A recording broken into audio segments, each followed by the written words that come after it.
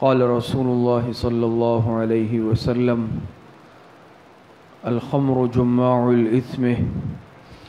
جناب رسول اللہ صلی اللہ علیہ وسلم کا ارشاد مبارک ہے، شراب نوشی یہ برائیوں کا مجموعہ ہے۔ یعنی اس حدیث مبارکہ میں حضور علیہ السلام نے شراب نوشی کو ہر برائی کی جڑ بتلایا ہے، اور حقیقت بھی اسی طرح ہے۔ قرآن کریم میں بھی اسے نجاست سے تعبیر کیا گیا ہے، اور رجس من عمل الشیطان کہا گیا ہے قرآن کریم میں اس کو۔ انما الخمر والمیسر والانصاب والاجزام رجس من عمل الشیطان، یہ شیطانی عمل ہے شراب نوشی، اور اللہ پاک کے ہاں سخت ناپسندیدہ ترین عمل ہے۔ اور بعض روایتوں سے ثابت ہے کہ بعض ایسی بڑی راتیں آتی ہیں جس میں اللہ پاک کثرت سے ایمان والوں کی مغفرت فرماتے ہیں، لیکن کچھ بد نصیب ایسے ہوتے ہیں کہ ان مبارک ساعتوں میں ان کی مغفرت نہیں ہوتی، جن میں ایک عادی شراب نوش بھی ہے۔ تو شراب نوشی یہ انتہائی ایک مذموم اور قبیح عمل ہے، اور اخروی نقصانات کے ساتھ ساتھ اس کے دنیاوی نقصانات اور مفاسد بھی بے انتہا ہے۔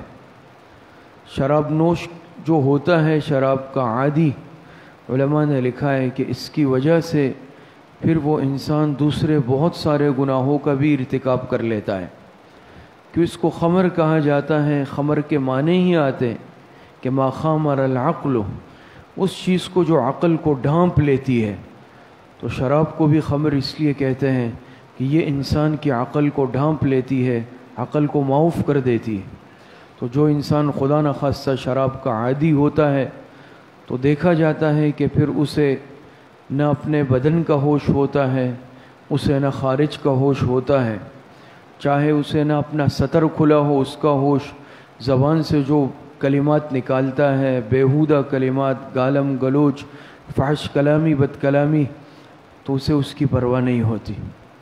اسی طریقے سے شراب کا عادی انسان بعض دفعہ وہ اس سے بڑھ کر دوسرے گناہ بھی کر بیٹھتا ہے، جیسے بدفعلی ہے، زنا ہے، بدکاری ہے، جھوٹ ہے، اور بہت سارے گناہ ایسے ہیں کہ جو اس الخبائث کی وجہ سے انسان کر بیٹھتا ہے، اور اس کے جسمانی اور طبی نقصانات بھی بہت زیادہ لکھے گئے ہیں۔ جو انسان خدا نخواستہ شراب پینے کا عادی ہوتا ہے، اس کا نظام تنفس، اس کا نظام ہضم، اس کے بولنے کا نظام، اس کی بینائی بصارت کا نظام، معدے اور ہضم کا نظام، جسم کا جتنا اسی طریقے سے جو قوت ہوتی ہے جسمانی، سب کے سب بالکل متاثر ہو جاتی ہے۔ اسی لیے اس کو الخبائث کہا گیا۔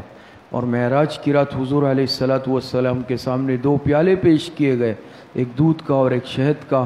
آپ علیہ السلام نے دودھ کے پیالے کو اختیار فرمایا، تو حضرت جبرائیل علیہ السلام نے عرض کیا، اللہ کے رسول اگر آپ شراب کے پیالے کو اختیار کرتے آپ کی امت گمراہ ہو جاتی۔ تو دیکھیں یہ اتنی مذموم اور قبیح چیز ہے۔